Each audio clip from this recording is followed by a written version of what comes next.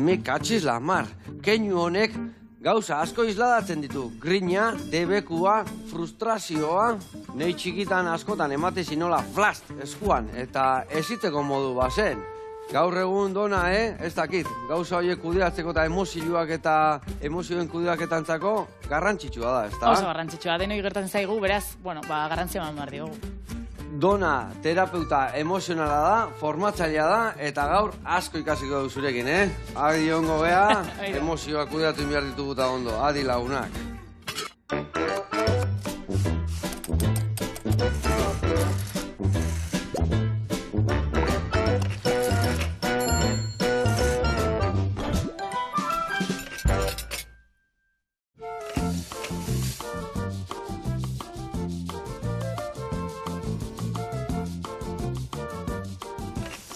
Bueno, lagunak eta dona, ongi etorri.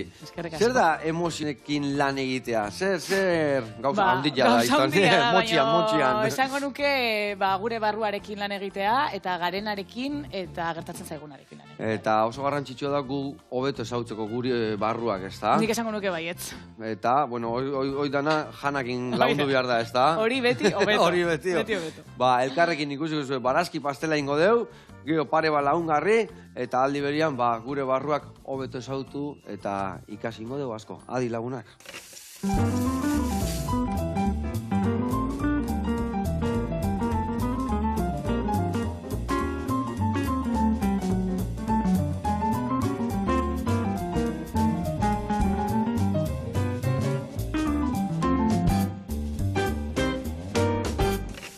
Bueno, lagunak eta dona garatuko izuet pausuz pausu nundin doa biliko gehan errezeta hoiteko garaian, bale? Eta esan dugun bezala barazki pastela ingo deu, zehazki ingo deu kuiatxo, tomate eta patata pastela. Ingo deuna da, hemen mandolina dakau, xerretan moztuko ditugu irurak, patata pixka fino moztuko deu bestiak baino, Vale. Zeratik gehiago kostatzen zaio egiten. Eta ingo deuna da, hemen ontzinean jarriko deu, azpian kuiatxo iara bat, eta gazta dakau hemen parmesanua eta idia zabal. Berrindu ingo deu, geruza bat jarriko jau, gio tomate jarriko jau beste geruzatxo bat, berriz egazta, eta gio patata eta berriz egazta. Eta hori bibidi errepikatuko dugu.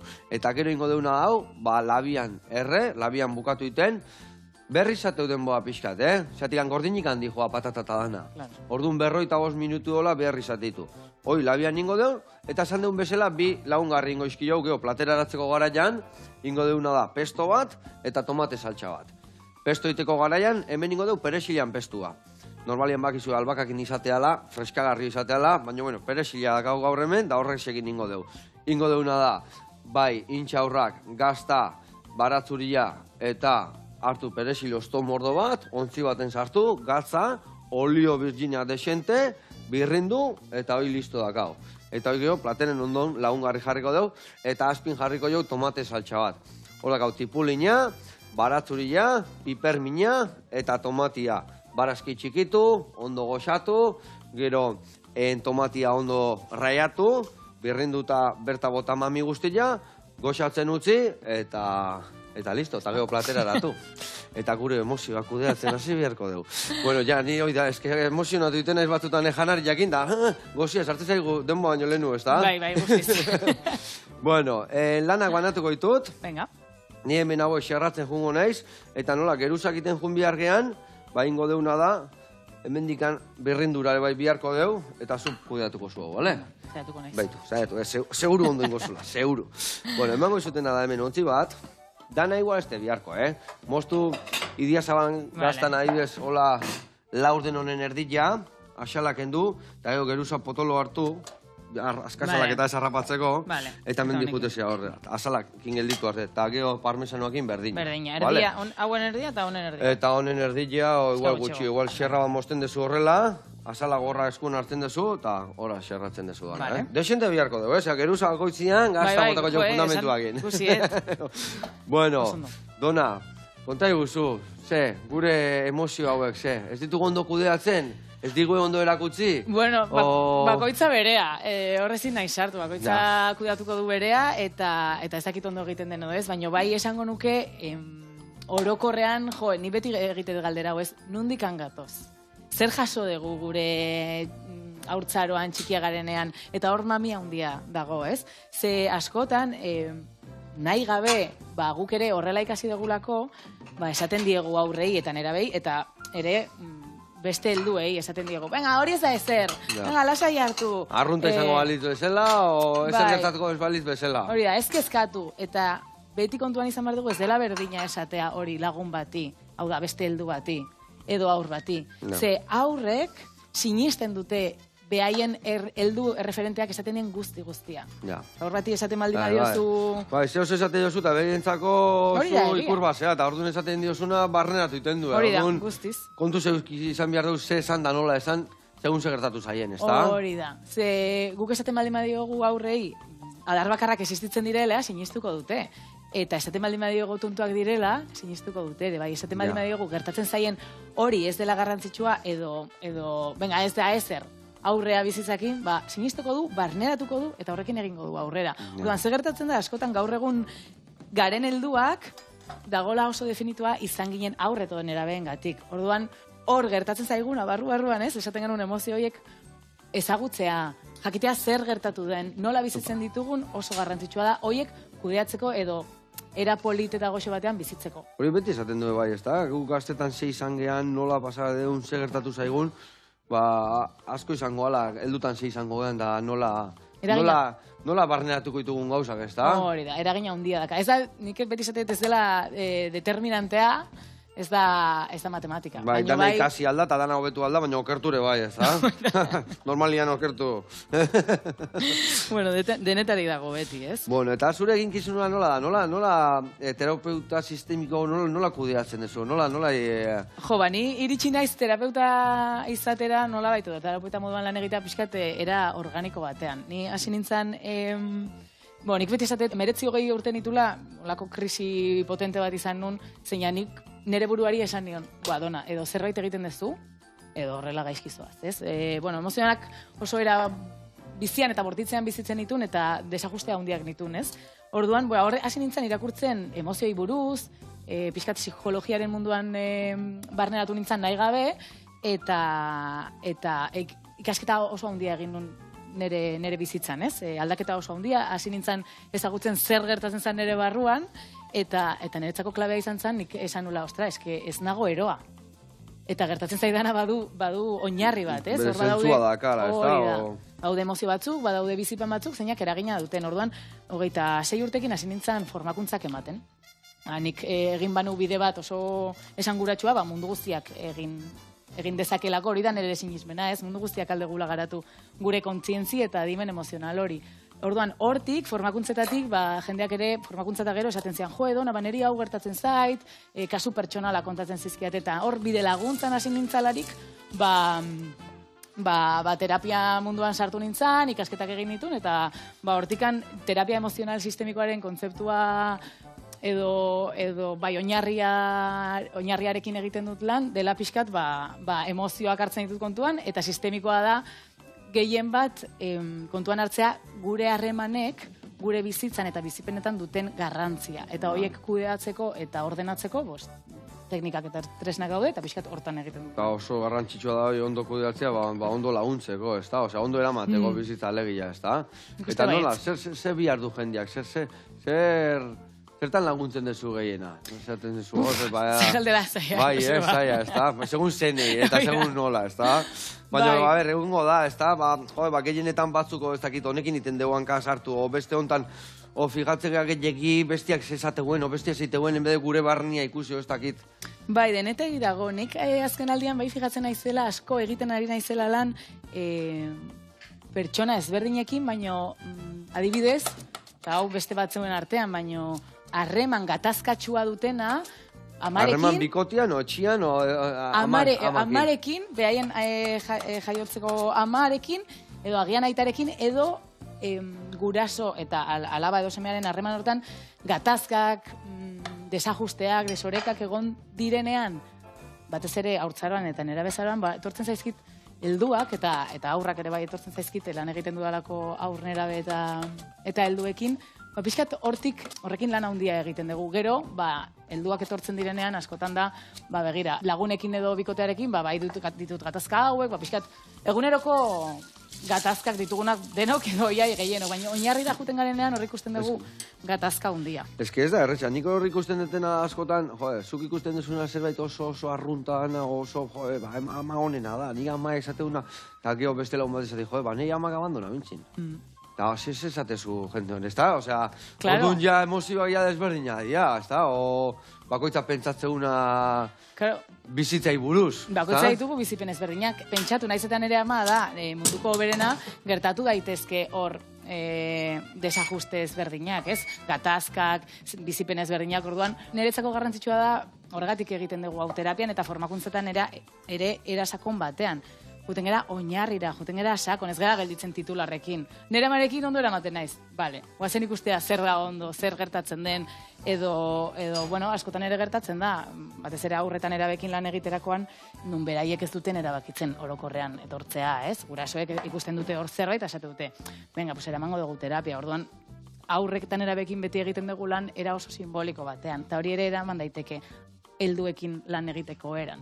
Eta simboliko erabaten esaten zuen nola, zen nahi du esan, era simbolikuan? Imaginatu, ni galdetzea izut, zer moduz? Eta zuzatatu, ondo, eta zer moduz eskolan, edo zer moduz lanean, edo zer moduz lagun honekin. Ondo, bai, batzutan izate ditugu lakoak, baina ondo. Orduan, simboliko erak egiten duna da, badibidez, jolasen bitartez, gorputzaren bitartez, tresna ezberdinen bitartez, konektatu barruan dagoen horrekin, eta ez izatea hain mentala. Pentsatzen jarrit, nahi guain edonak, pentsatzen jarrit.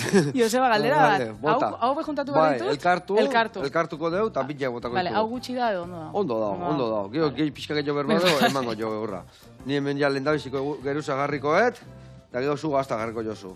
Beste geruza garriko deure bait tomatena, eta gero patatana, eta pixka geruza jungo geha. Lasai. Eta emozioak adibidez, askotan, guk igual emozio hori badakau, baina ez dugu identifikatzen, ez dakigu nundik angoa zen, ez dugu jarri zen dabizen emozio horiei. Guztiz. Eta ez dakigu nundik, osea, gaudea zerremen zeu zeba, igual. Ez dakigu zeba, eta igual ez dakigu aserre gaudela. Ja. Askotan esaten dugu, ez? Nahastuta nago, edo, nola zaude, nik hori entzuten dut, ez? Eta hori oso garrantzitsua da, jakitea, zer gertatzen den, izena jartzea, izen dabizenak, batzutan ez dugu jakingo zergatik gauden horrela, eske beti ezin da jakin. Askotan kanpotikan igual erresago ikusten da, hobetu nire nahi hau negatikan da, hobetu nire bikotia hau zeatikan, eta igual guk geuria ez dugu ondo ikusten. Bai, bueno, nik beti zateet kanpokoa ikusi edo interpretatu egiten dugu. Ja. Gero realitatea zein da, ja. Bai, nik igual ezin dut jakin oso ondo zure barruan gertatzen dena, baina bai, alditut pistak izan eta zurekin konpartituta. Bai, nik beti esaten dut ere, kanpotik jasotzen duguna lagungarria izan daitekela. Norbaitek esaten maizu, ikusten zaitu dazken aldean pixkate alteratuta. Igual gure erantzuna da, nola alteratuta? Nola alteratuta? Hori da, eske, zeguz, gaudenean sartuta gure barruan, beti gaudela, ez? Ez ditugu olako gauzak ikusten, ze beste gauza, beste aspektu gertatzen zaizkigu eta bizitzen ditugu barruan. Orduan, terapian eta formakuntzetan kontatzen dut, gu badakagula foko bat. Gure barruan, imagina dezagun, ez? Metafora bezala. Eta foko hori askotan ikasi dugu kanporaka jartzen. Hau da, kanporaka begira. Izan ere, aurra garenean, kanporaka begira jarri behar dugu. Eta guk ezin degulako gure burua zaindu, orduan da, amatxo eta itatxo, edo nire zaintzaileak abertzer egiten dute. Ba, ez zeitezu, eta beti amatxo behitzio, eta bertzea pegi jartzen, ondo hain nahi zaio ondo, ez da? Hori da.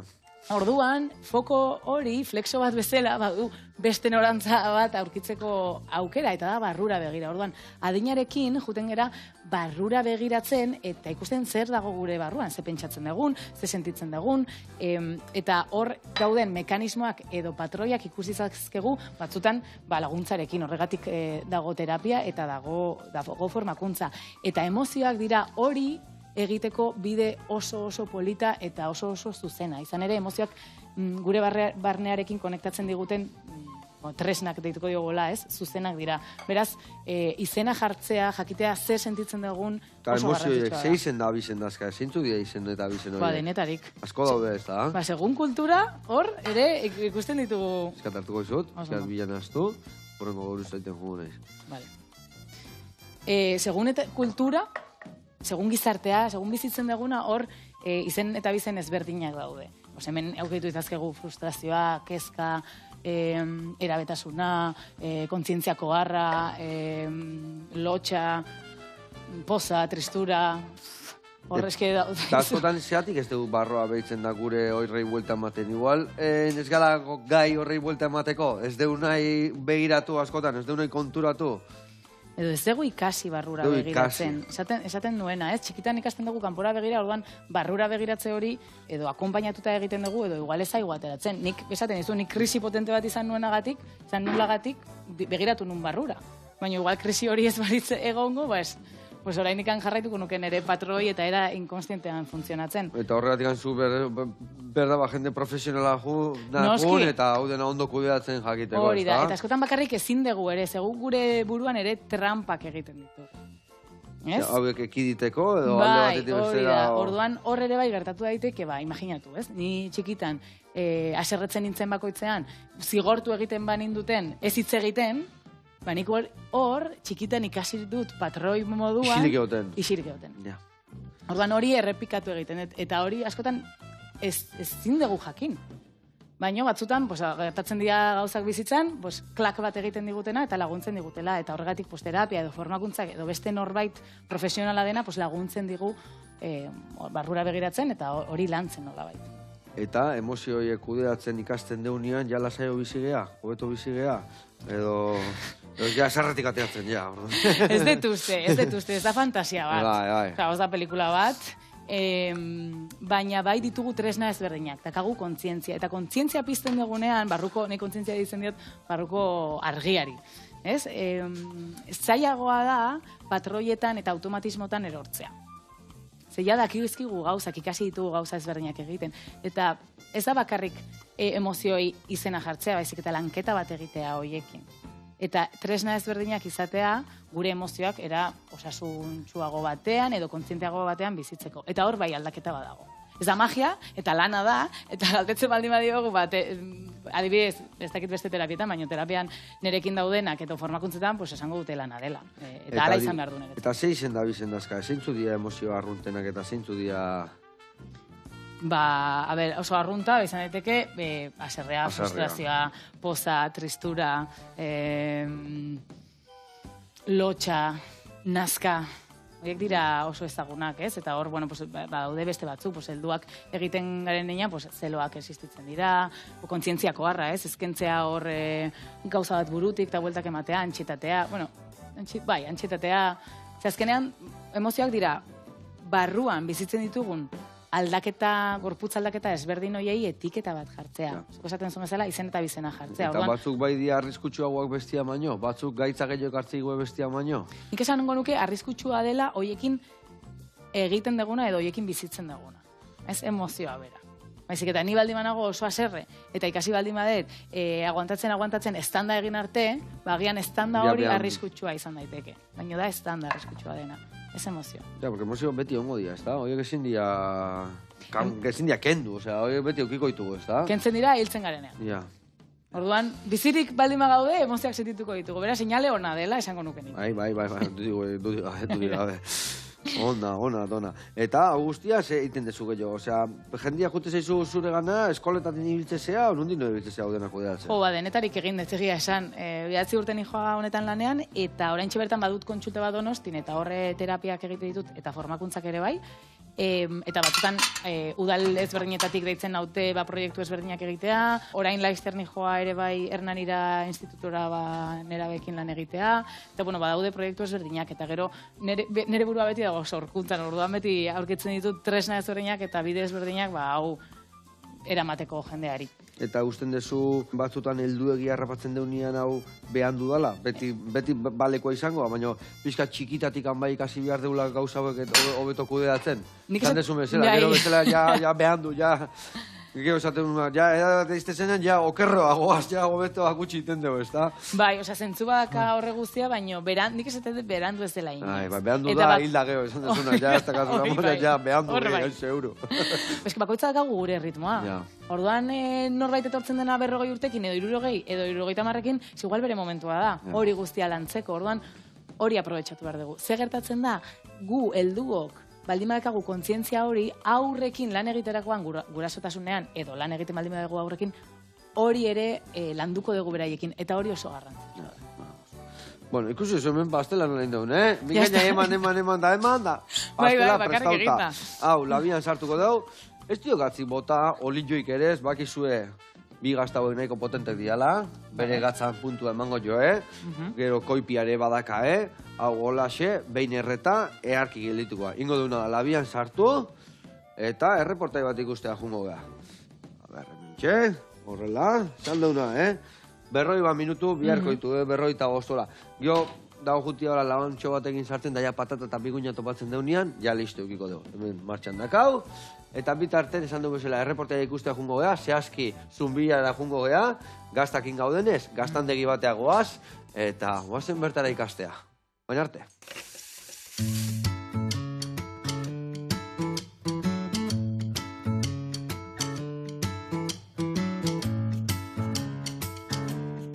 Eguerdin, Joseba, hementxe gaude, Arkaitz naiz, eta Zumbilan gaude, Petxeneko Borda baserrian, gure Lizun gaztandegian, eta orain ikusiko ditugu gure ardiak eta gure gazta.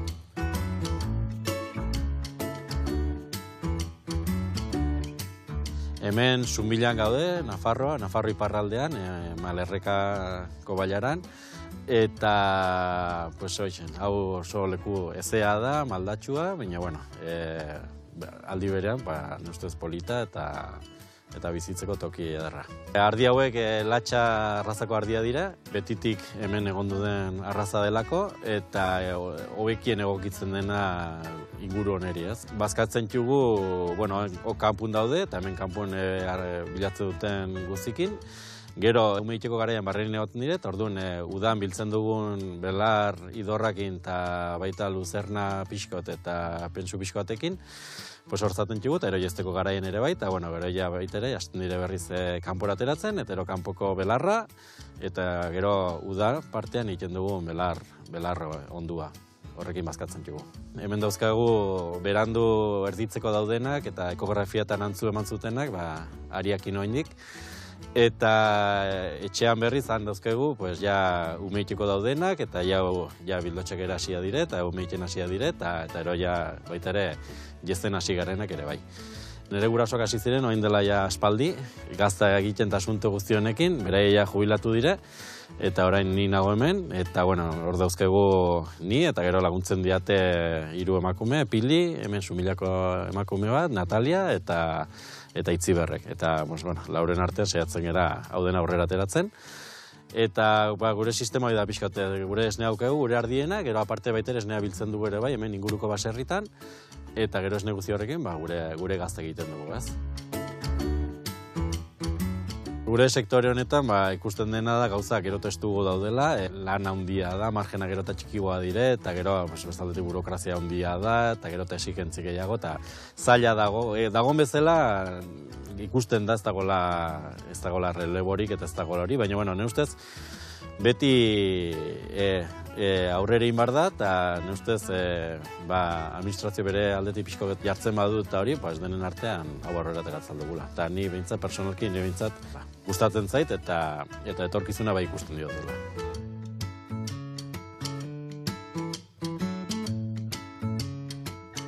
Hementxe gaude, gauein gaztei buelte ematen, eta hementxe gaude Itziber eta Nataliakin. Buelte ematen diogu, behin prentsan sartu eta gero, gertatzen dena da, gazta prentsatzen joaten dela, eta orduan buelta ematen zaio, forma pixkat berdintzeko bialdetatik, eta baita ere momentu hori aprobetxatzen dugu, kaseina plaka jartzeko gaztei. Kasein hori da, errandezagun gazta bakoitzaren nan zenbakia bezala, hor bakigu gazta bakoitza, hori begiratuta segunetan egin den, zesnearekin eta dena, trazabilidad bat eramateko eta jakiteko Idazabal jatorri zendapeneko gazta bat dela. Gaztei buelte emanta gero, presio gehiago sartzen joango gara eta hemendik ordu pare batera egongo dire prentsatik ateri eta salmoeran sartzeko. Eta hor pasatzen juzte 24 ordu eta bihar hor daudenak aterako dire sekaderoan sartzeko eta hori, 11 prozesu hasteko. 3 formatu egiten jugu, kilokoa, kiloterdikoa eta 3 kiloko gazta. Hundi hauek 3 kiloko dire, hauek kiloterdikoak eta betikoik kilokoa. Eta gauza da, nire gurasoak hasi zela gazteiten, jatorri zendapena sortu baino lehen, oin dela urte haunitz. Eta Eta orduan, gertatu zena zen, gure markarekin hasi ginen, eta ero jatorri zendapena sortu zenean, bertze marka bat eskatu ziduten bertan sartzeko, eta hola, orduan, azkenean bauzkagu hori, eta ero bertze sortu ginen, 3 marka, baina azkenean gazta berdina da, eta dena, hori, latxa esnearekin egina da. Guk salmenta hemen inguruan, hemen inguruko denda guzitan dago, etxean, hemen urruti xamar gaude, baina, agertzen denari ere saltzen diogu, herriko bat edo tortzen bada, baina, gehien bat, guk dendetan eta arategiak, eta gero, hirietan ere saltzen dugu, bai. Iruña, Donosti, Bilbon ere saltzen da, bai, eta, bai, pixka zabaltzen gara denen barna.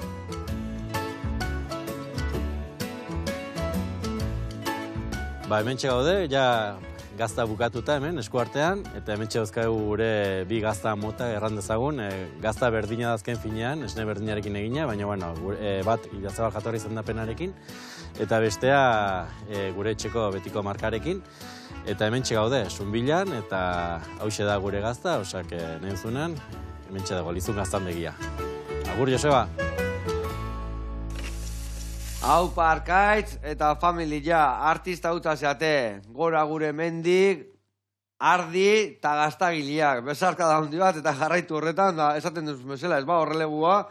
Igazte hau, eta nik usteat, ni aito nahin arte guendikan gazteukiko deula. Baina urrengo belaunaldiak ea etortzen dian, zeatikan olako altxorra ezin dugu galdu, Bezarka da handi bat eta urren arte. Gurean jarraitu behar dugu, hemen, pastela labian dakau, inbiar deuna da tomate saltxa martxan jarri, eta gero, pestu ingo dugu. Baina tomate saltxa iteko, behitu nik lehendabizi tipulinak eta batzuak goxatzen jarriko ditut, eta birringailua horretzi zut, fini bilizia birringailua egin. Hau da nire tresna, oso. Hoi da, zure gaurko tresna. Ea, ze emozio ematen dixizun, birringailua. Beste behin ikuste zunien, mekatxiz lamar, Bueno, hau ingo zuna da, erditik moztu, niko lasiten dut, erditik moztu, azala jartzen dut honen kontra, eta hola. Eta eskuan azalakin geldituko zea. Eta azala organiko gotako dugu, eta mamella bertan geratuko zaigu, bale? Eta 3 tomatiak iningo zu berdina, bale? Eta nik esan dakua, barazki goxatzen jungo gea, eta ondo erregozita daudenean, orduan botako jau tomatia gainea, bale? Bueno, hemen jarriko eta hau, ipulinak eta batzuak, bago atxerrek etxarraka. Bueno, eta gaur egungo eziketan, emozioa guendikan ez dia kontuan hartzen, leheno gutxi, guen pixka gehiago, baina guendik gehiago bihar deu, nola dago panorama? Bizkatola, ez? Bai.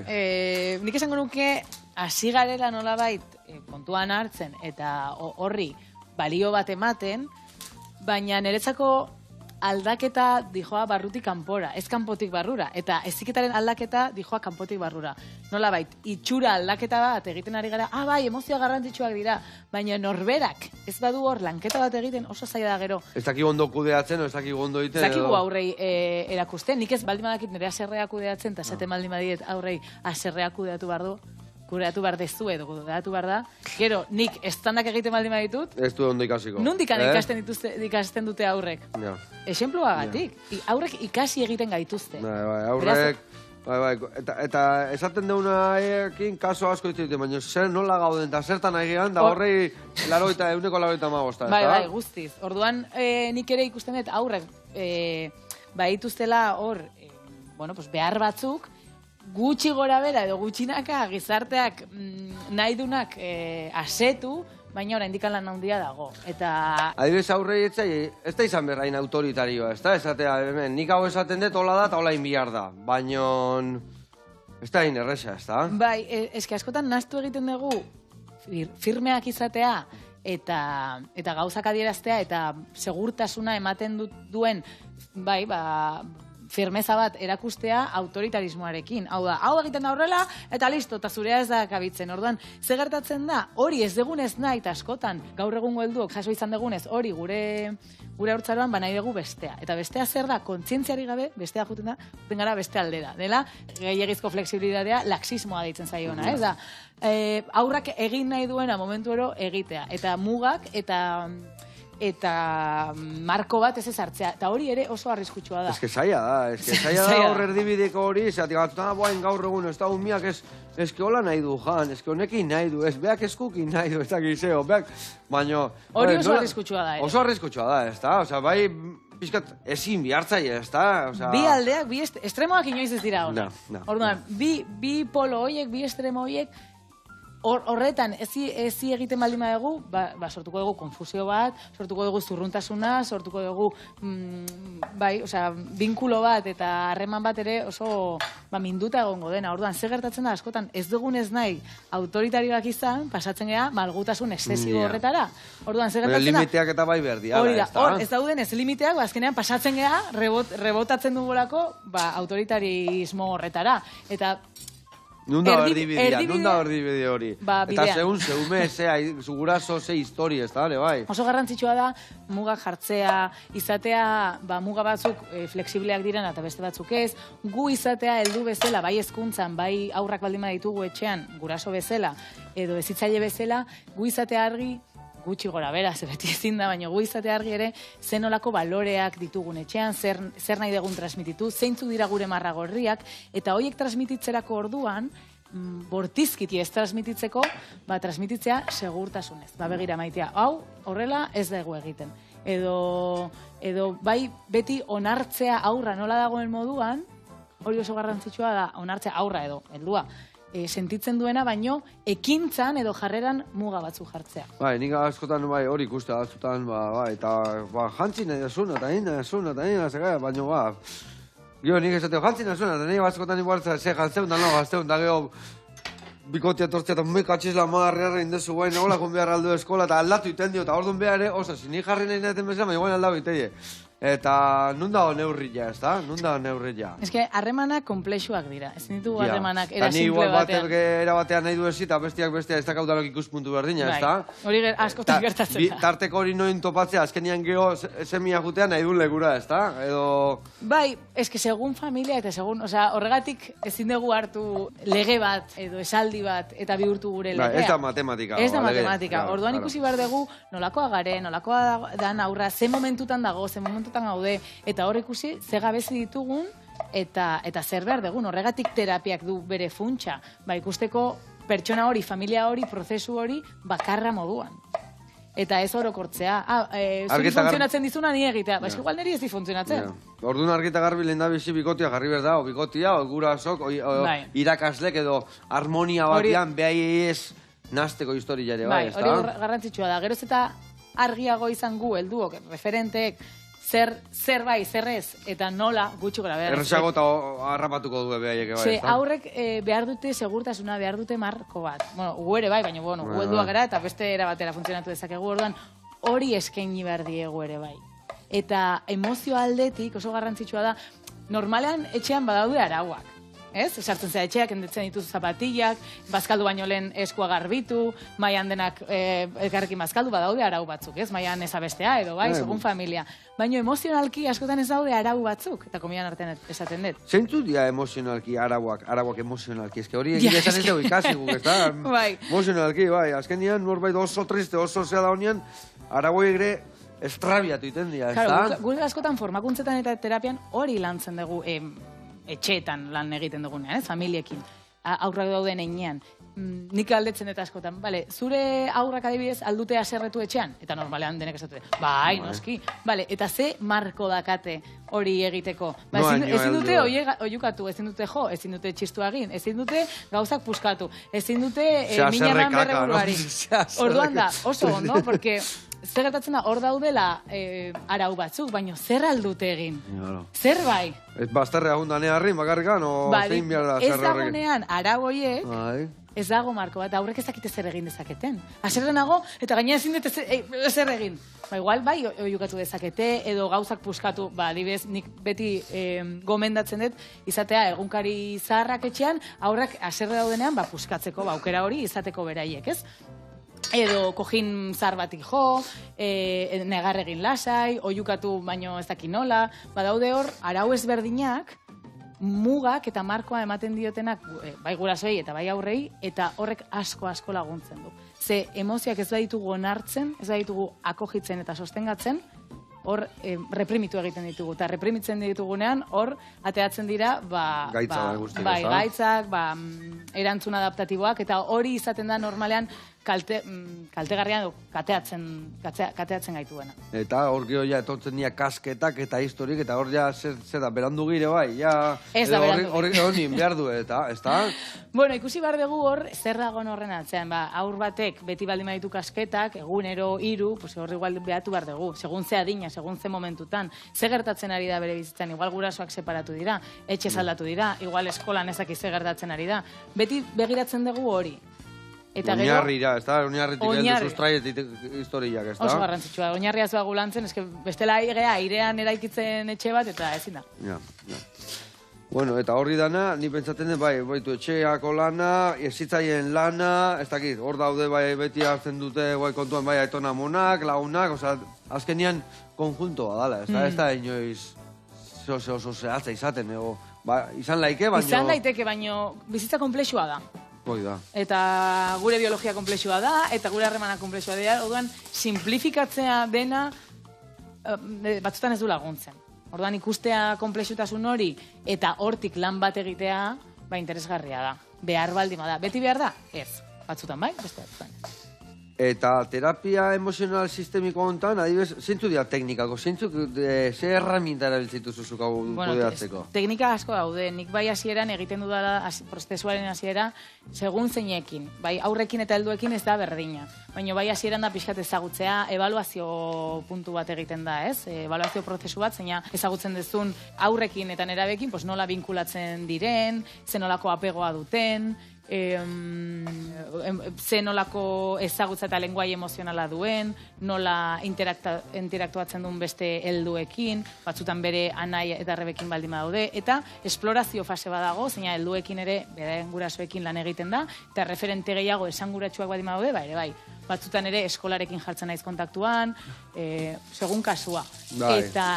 Eta hor, badaude teknika ezberdinak, gehien bat aurrekin eta nerabeekin, jolasa erabiltzen dugu, teknika ezberdinak daude hor, jolasaren bitartez, informazio guzti hori jasotzeko. Eta behin hori eginda, ikusten baldin badugu terapia prozesu bat hasi egin behar dela, interbentzioak hasi behar direla, hor teknika ezberdinak daude, apegoa berreskuratzeko, apegoa aldatzeko edo apegoa osasuntsu bat izateko gurasoekin, batzutan talde familia terapia egiten dugu, teknika ezberdinekin, daude eskulturak, marrazketa, daude hor, gehien bat asko hitz egiten ez dugu.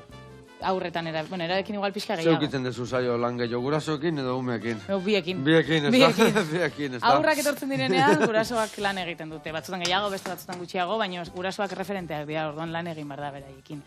Eta gero bai helduekin, ezberdina da, ja heldua zara eta beste prozesu bat bizitzen ari zara, baina bai da, badago bere esplorazio fase hori, eta gero teknika ezberdinak hitz egiten dugu helduekin gehiago, baina ere erabiltzen ditugu karta batzuk askotan laguntzen dutena asaltzen ze gertatzen zaigun, ze bizitzen ari dena. Karta batzuk, baina ere bai irakurtzen duzu kartekin beste futurua. Ez, marrazki karta. Adibidez, Dixit jolasarekin asko lan egiten dut, jolas bat jolasteko familian edo lagunekin, baina dauden marrazkiak askotan laguntzen digute gure barruan dagoen hori, asaltzen horrekin konektatzen, gero badaude beste karta batzuk marrazki ezberdinekin terapian erabiltzen direnak, laguntzen dutenak asaltzen, ez gertatzen zaigu barruan. Meditazioak egiten ditugu, visualizazioak, marrazketa, buztina, teknika ezberdinak. Ze garrantzitsua, ze interesantia.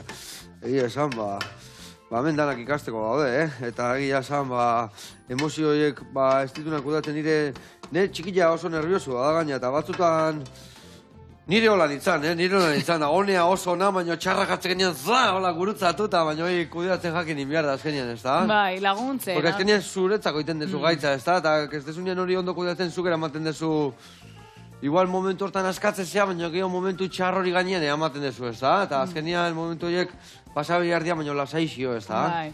Ze harremanean hori gertatzen danean, ni esplosioak baldin baditut, haserrearenak, edo batzutan euforiarenak, eragina daka bestearen gan. Orduan horrek askotan, erruarekin konektatzen digu, sentitu gaitezke aur txarrak, edo bikote, edo lagun txarrak, orduan horrek ere eragina daka gero bizipen horretan, egiten du bola hundiagoa. Hortan pixka bihurriak ega danok, Nola? Piskat, bi hurri jageala danok piskat, bestiai txintxatzen ibiltze gehala, hola, zera honegatik handa, bestiagatik handa, askotan lagundu berrian bata besti trastok botatzen aztegiare bai, Bai, Ez dakit, netxian batzutan gertatzea eta, Bueno. Ez dakit, eman batzutan lagundu berren. Claro, es que batzutan zaila da. Jope, eske zu betia zara, zu betia zara, jode, zeo zergati da, zer eta, lagundu zer kudeatzen da, egonea egiten, gaina txintxatzen ibiltze geha, ez da? Hori egiten baldin badugu da, pixka rebotatu egiten dugu, ez? Zu, imaginatu, aur bat zarela, eta ni zure heldu referentea, aserre zaude, nolabait botatzen dira zure aserrean eri, eta ni jasotzen dira aserrea, eta egite, tori! Tori, venga. Hau biderbi, toma! Eta venga, eta azkenian horrek ez du zer laguntzen. Hori gertatzen da. Hemen dikan oztoka tegoetu, bale? Ozto txarra hauek du, eta fresko da honenak, hola, hartuko ditugu, eta berta botatzen jungo zea, bale? Hemen ingo dugu pestua, hola, peresiliana. Igual gehiago botako jo, nola peresiliana izan behar duen, pixka gehiago botako jo. Vale. Eta horregatik da ingarrantzitsuare adimen emozionala? Bai. Bai, bada. Adimen emozionala, kontzientzia emozionala, ze ez da bakarrik gure adimenarekin, ez? Gure razioarekin emozioak ulertu eta maneiatzea edo baizik eta ja gure burua eta gure gorputza, gure razioa eta emozioak konektatuta daude biologikoki. Orduan da gehiago kontzientzia hori piztea, kontzientzia hori garatzea, argi hori, ez? Foko hori barrura jartzea eta foko horren argia piztea. Gertatzen zaiguna, jakiteko zer dan, zer gertatzen zaigun, bizitzeko era osasuntsu eta lasai batean, ze adibidez, leheno esaten genuen adibide hortan, ez? Rebotatu egiten diogunean besteari, ez? Hori da guk ezin degulako hori jasan. Urduri gaudelako, ez ditugulako tresnak, ez degulako ikasi. Orduan, kontzientzia emozional horrekin, adimen emozionala, garatu egiten ditugu tresna horiek, eta orduan erresago egingo zaigu, bai, gure aurrak botatzen baldin baditugu horrelakoak, edo gure bikoteak edo lagunek botatzen baldin badituzte, gu jasotzea hori. Eta esatea, aserre zaude, ez da? Bale, hau eta hau egingo dugu, edo begira, hau ez zai gustatzen, honela ez dena hitz egitea, baina ulertzen dut aserre zaudela, edo zerbaitek mina eman dizula, eta hor, egiten dioguna da aurraren emozioak sostengatu, akogitu, eta berak biziko ditu emozioak bestera batera, eta heldua egiten denean hori erreproduzituko ditu, era osasuntsu batean. Askotan teoria eta ikasten dugu, baina gero praktikan jarri berko dira gauza horiek, ez da? Gero zuge askotan igual jendiakin da taierrakin ikasi bai, baina gero praktikan jarri berri izaten dira gauzak, ez da? Bai, horregatik nik egiten ez lan beti oso era praktikoan. Nik ikasi dut oso praktiko egiten dena. Nik ikasi dudana, teoria ikasi dut, noski baietz, master ezberdinak egin ditut eta formakuntzak beti formatzen nago, baina beti eramaten dut praktikara, bai nere bizitza pertsonalean eta bai bestengan bestela. Eta nola iten dezu praktikan jarri? Bai, Paris beteta jutezea eta posizioa benian dan, edo txintxeta gartizko zuta azarraten dianian, edo... Nik esaten dut praktika beti dagoela gorputzean. Buruak dakizki gauza ezberdinak, baina gorputzak barneratu egiten du hori guztia. Orduan gorputzetik bizi behar dugu hori. Terapia egiten dugu askotan gorputz lana, batzutan mentala ere bai, baina gorputz lana, eramaten kontzientzia barrura gorputzera, eta hor, ikasten bestera batera egiten gauzak, egin baditugu era disfuntzional batean. Eta formakuntzetan, teoria ematen badegu ere, lehenengo beti da praktika. Ze askot, lehenengo, segun. Gauza askotan nola izan beharko zuen, ez da? Zuk alden da gauza askotan da, praktikan ikasten dira gauza gehiena, ez da? Sukaldaritza ikasten da sukaldatzen. Bizitza ikasten da bizitzen. Hori ala da. Eta emozioen munduan mugitu behar ditugu emozioak ikasteko. Bestela, gelditzen da teorian, eta goaz izugarrizko espitxarekin, baino gero... Baino gero, ez du pasatzen da nien ez geha kapaz aurre ateatzeko. Hori da, guztiz. Bueno, launak, hemen itzen da, behitu, inbiar deuna da. Hau, birrindu. Ta listoak hau. Hemen inbiar deuna pikante salida basea, pixkat? Bai, pixkat. Vale, hemen inbiar deuna piperni pixka bota. Hau, goxatzen utziko dugu hemen. Maoz bat minutu biharko ditu. Oire, beste amaoz bat, eta nola gaur egun bat atorren da ez digun denbora ematen, ingo deuna da itxoin, bai tomate saltxa, eta bai gure pastela bukatzia, eta ingo deuna bitartean hau birrendu, eta guantxe gatoz platera.